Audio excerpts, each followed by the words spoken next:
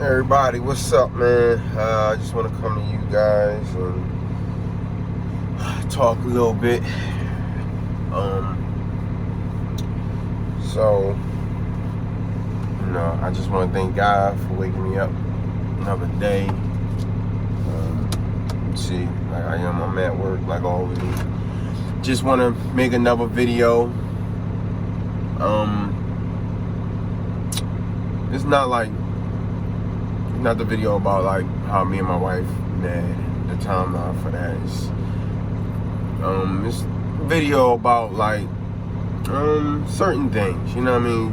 God just been speaking to me, and I just been really wanting to, just basically just talk about different things. You know what I mean? So it's the channel. It's not just about marriage. It's about what God done for me in my life, in my family life, while I was married and before I was. But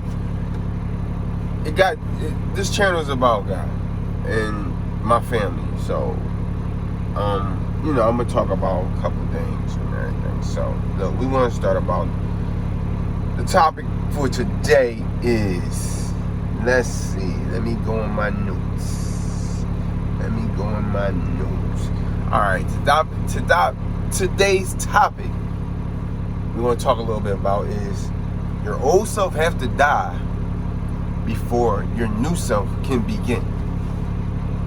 Now, this probably be a part 1, 2, and 3 about this, because there's a lot that I could talk about your old self dying to let your new self begin. Right? So I'm gonna say a scripture with it. You know what I mean? It's Colossians 3:9. Okay? Do not lie to each other, since you have taken off your old self with its practice. So if you think about it, anything we do in life, we practice. Anything we do in life is a practice. We grow up, we're a baby, and I see it now because it's like, with my son being 4, things that we do, we have to watch how we do it because he sees us. He's watching us. So if we do it, he'll do it, and he'll keep practicing till he got it.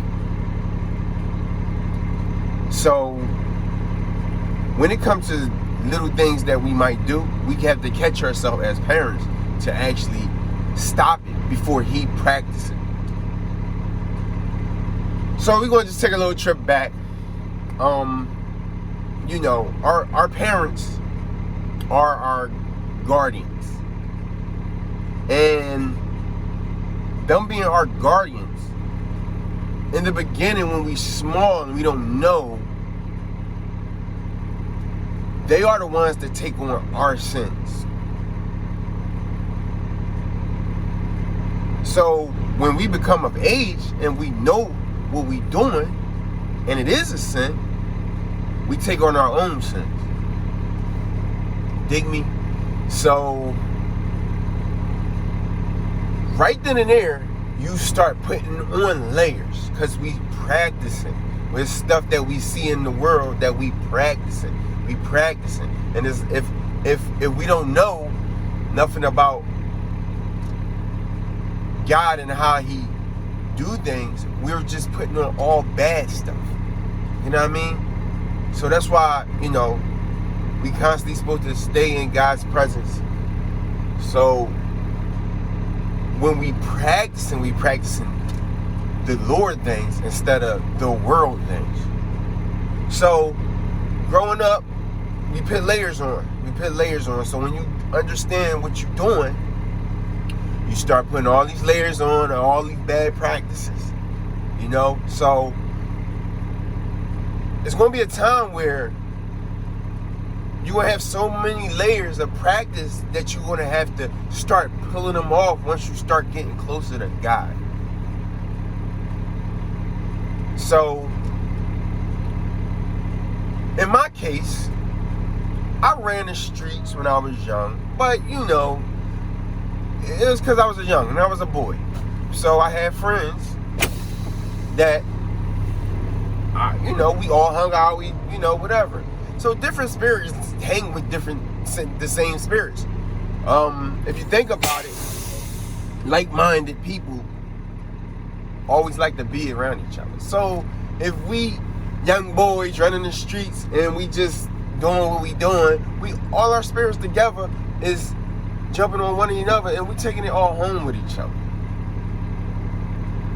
So back in the day, you know what I mean? Listen, I always loved my mom, but we always didn't have, when I was younger, because I didn't understand how God was using her.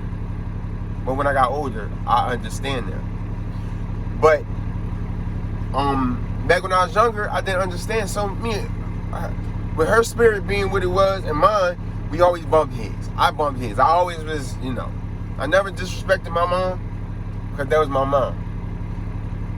So, you know, one time I think, I don't know, I was doing, I don't really remember what I was doing. I was doing something. And my mom is really straightforward with her kids because, you know, she's one of them parents. She's a God-fearing woman. She wanted her kids to understand, like, listen, there's only two places you can either go, heaven or hell. You pick. Especially when you get of an age where that you understand. So one time I forgot what I was doing. I was probably, you know, back talking, whatever. You know what I mean? Not in a disrespectful, but just being a boy and a teenager. And my mom told me one day, she was like, Derek, and I'm like, what's up? She's like, you gonna go to hell. I said, what? I said, you know what? I don't even care. If I go to hell, oh well. I'll just be in hell. You dig me? And by me saying that, she was like, you know what? I want you to read this book. So I'm like, all right, well, you know, whatever. I'll read it. You know what I mean? So, the book name is The Divine Revelations of Hell. So I started reading it, you know, when I had time. And the book is really, really good. You know what I mean? And by me reading it, it was an eye-opener. And see, one thing about reading this book, you gotta believe. You gotta believe. If you don't believe, you're just gonna read it like, oh, all right, well, whatever. Somebody made this story up. But you gotta believe. So I read the book, you know, and I'm like, you know what? I know I told her I wanted to go. I don't care if I go to hell. I changed my mind completely after reading this book. I'm like, oh, nah. You know what? Nah, I don't want to go there. I don't want to go there. I don't want to go there. So reading this book actually helped me start taking a couple layers off, because I started getting closer to God. I started talking to him more. I started praying more. And I'm like, yeah, I'm not going to hell. Nah, that's not where I'm going. You know what I mean? As time went on, you know, you fall back. You might put another couple layers on. And then, you know, something comes up where you have to start peeling them off again. So I got back in the church. I started going to another church. And it was a lot of people doing the same thing I was doing. A lot of young people doing the same thing I was doing. Like-minded. So I started taking a look. We had warfare in the wilderness, and we was out in the woods for like 3 days and just worshiping God. Listen, this was one of the most humblest and graceful things that I ever done, because you was in the wilderness just talking to God and worshiping God. It was so, I came out of there so refreshed, you know. I loved it. I always wanted to do it again, but I never did. I did it the one time, but it really made a big difference, because it was a lot of young people doing the same thing I was doing. So I did that. But you know, as time went by, again, we constantly put layers on because of practices we see. So you know, for a long time, you know what I mean, I went to church, but I was just in church, you feel what I'm saying? So, in '08, a lot of people might know, people that know me, so my mom birthed 3 kids. Me, my sis, and my youngest sis. So she birthed 3 kids, and so in '08, you know, me and my sisters always was tight. But when I got a little bit older, you know, I started doing my own thing, and then, you know, I met my wife, so, you know, I had my own thing going, and they were still young, they kind of still in the partying thing. I never really was, you know what I mean? I was always about, you know, whatever, and then I met my wife pretty young, so I was really focused on trying to get that relationship right. So in '08, you know, my youngest sister got killed.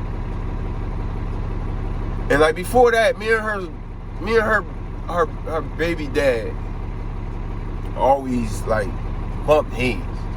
We bumped heads because the kind of person I was, the kind of person he was, you know what I mean? I always was one of them guys that, you know, I worked all the time. So I always had like my own stuff, and I always tried to achieve having stuff that I wanted, and, you know, that's just like that, you know what I mean? But we always bumped heads, you know what I mean? So, you know, we bumped heads, but at the time my sister had 1 kid by him. So, you know, I always tried to leave the bumping heads to the side,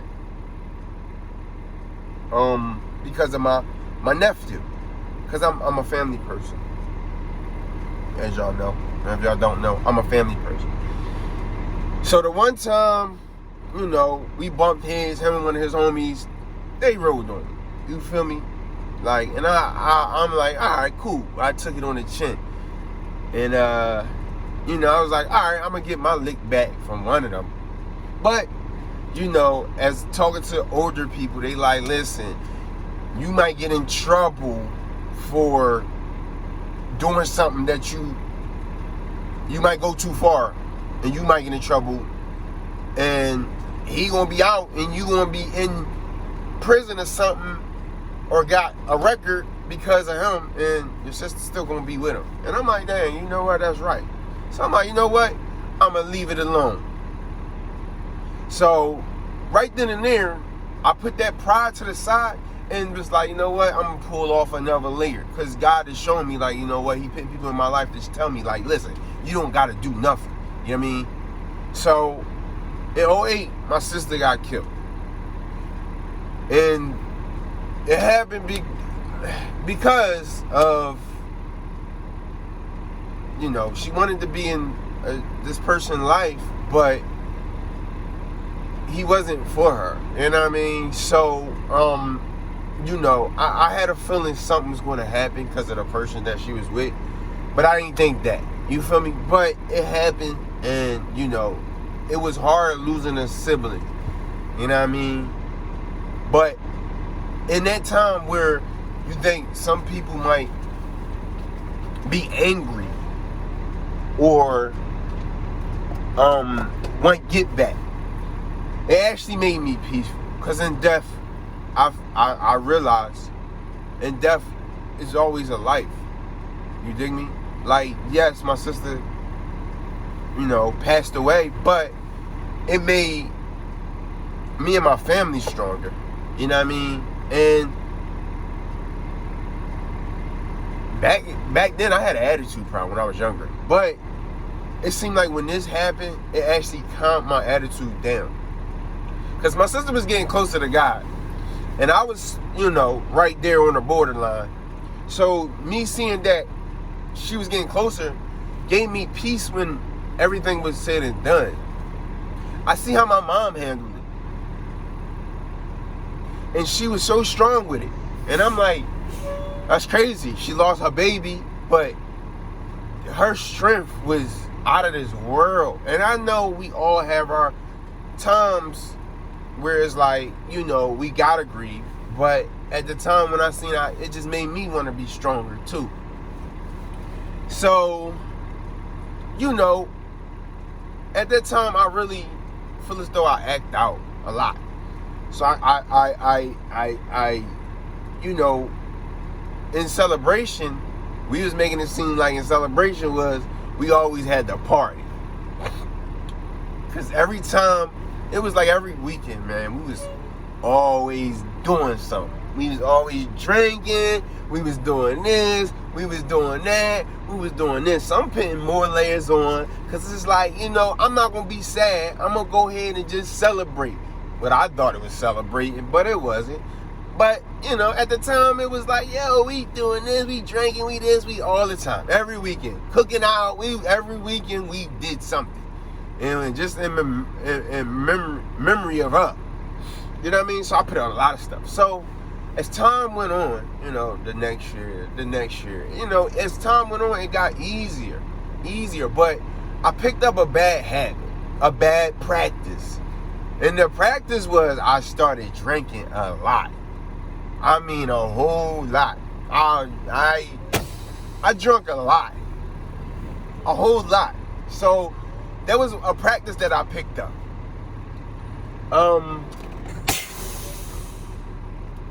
I did a lot of hanging out. I messed up a lot in my marriage. My wife was always there, but it was like I wasn't pushing her to the side, but it was like I lost somebody, so I'm gonna do what I want. And then with the alcohol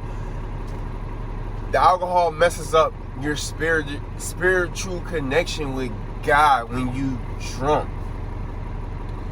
Never said that you can't drink, but when you drunk and you have that drunken spirit, it messes up your connection with God. So if your connection with God is messed up, it's messing up your connection with everything else that's not doing what you doing.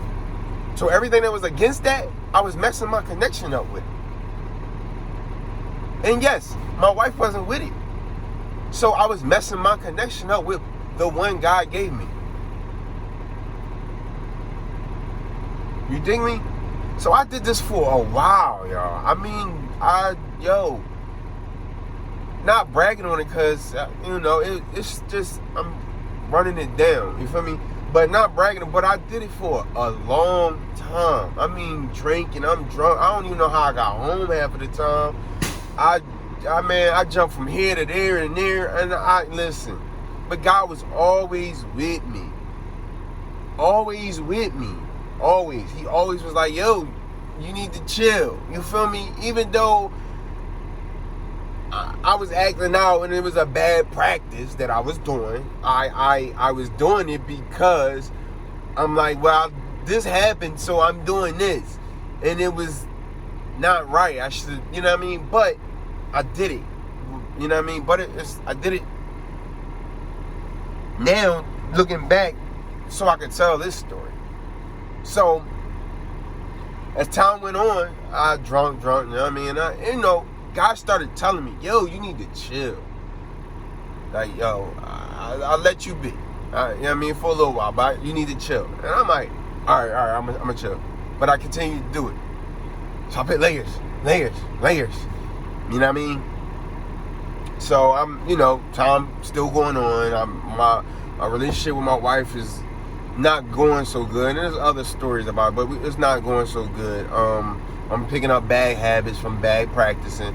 And it was just so years went by. You know what I mean? So from 2008 to 2015, I was always drinking. That was my thing. So one night in 2015, and God gave me many signs. I hit people cars, and you know what I mean. I was bad. You know what I mean, I spent a lot of money on liquor. So I'm not gonna hold y'all too much longer because it's gonna be a couple parts.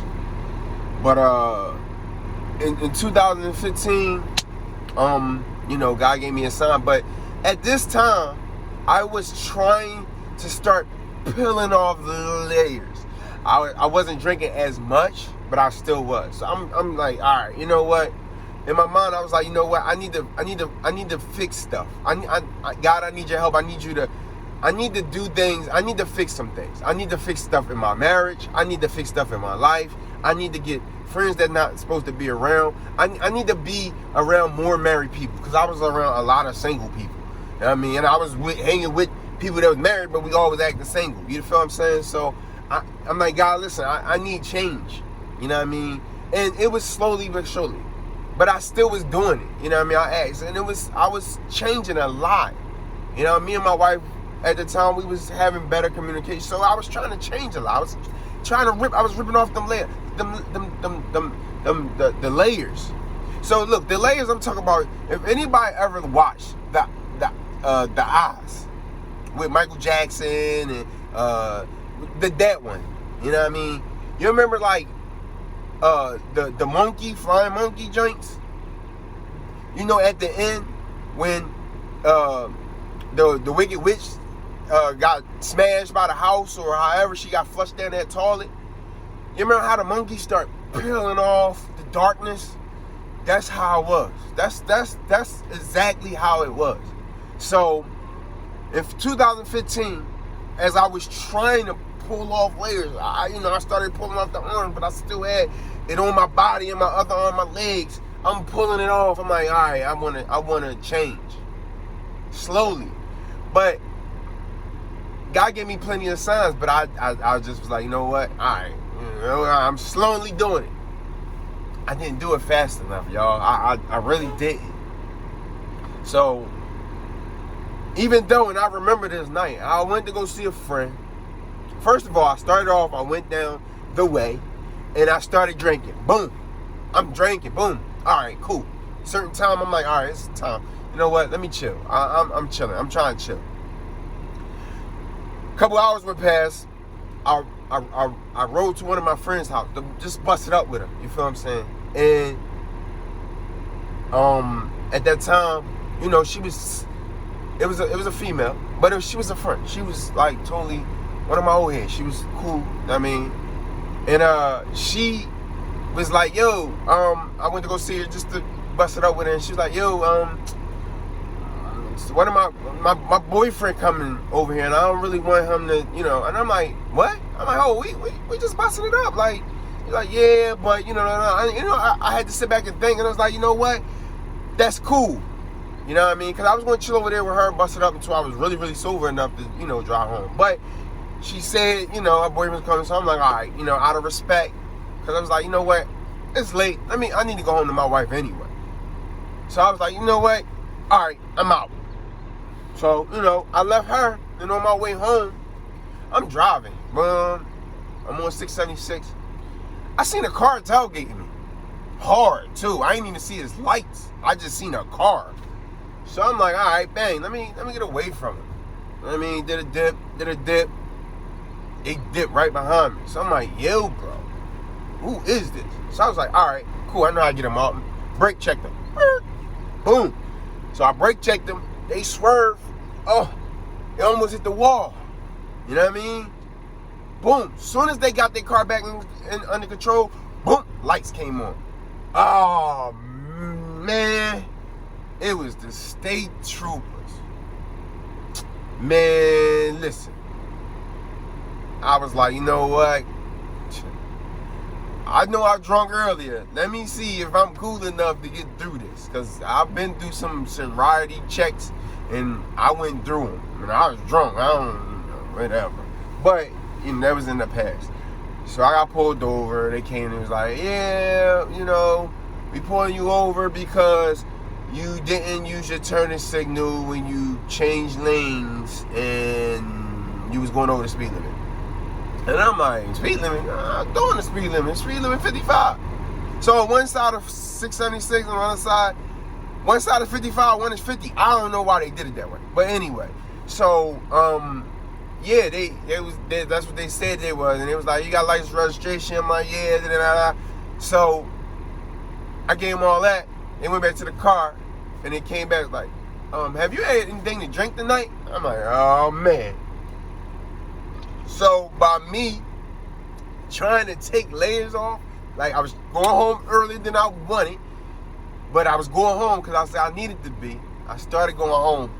And then by me always trying to be an honest person, I told him, earlier. It was a few hours early. Because after I left down the way, everybody know down the way that know me. That was down my mom's crib, down that way. I ain't drank no more. I ain't want no more. Because I told you I was trying to straighten up. Because I was already above my limit, but you know, I was a functioning alcoholic back then. It was bad. But they told me to step out their car. They wanted to do some tests. So I'm going to stop here. You know what I mean? It's going to be a part 2 of, you know what I mean, the old self have to die before the new self can begin. So I'm going to stop here. Look, just share this. This is part 1.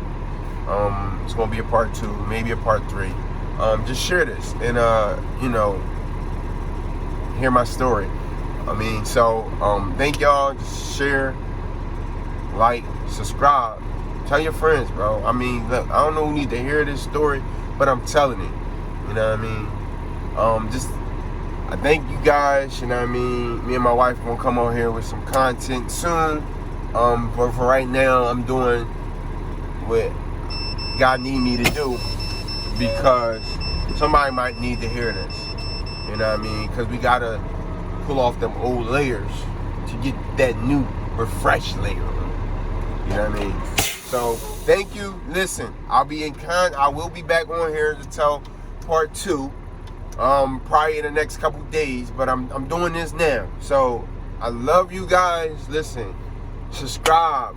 Tell your friend, if you already subscribed, tell your friends, share my page. There's gonna be a lot of stories on here. You feel what I'm saying? I'm trying to build this channel. I'm trying to, you know, God wanted me to do this, and I'm doing it, and I'm being obedient, and I'm gonna keep on being obedient. If nobody don't watch it, oh well, I'm gonna keep doing it. So, just share it, like, comment, y'all do whatever. You know what I mean? If you want to ask me some questions, but I got more of this story. So it stopped right there. It stopped at the policeman telling me to get out the car. State troopers at that. So, I'll be talking to y'all. Thank y'all. Have a blessed day. Remember, you gotta get rid of the old self so your new self can begin. You got to. I'm not the person that I was. I changed 100%. So, yo, keep tuning in. Peace.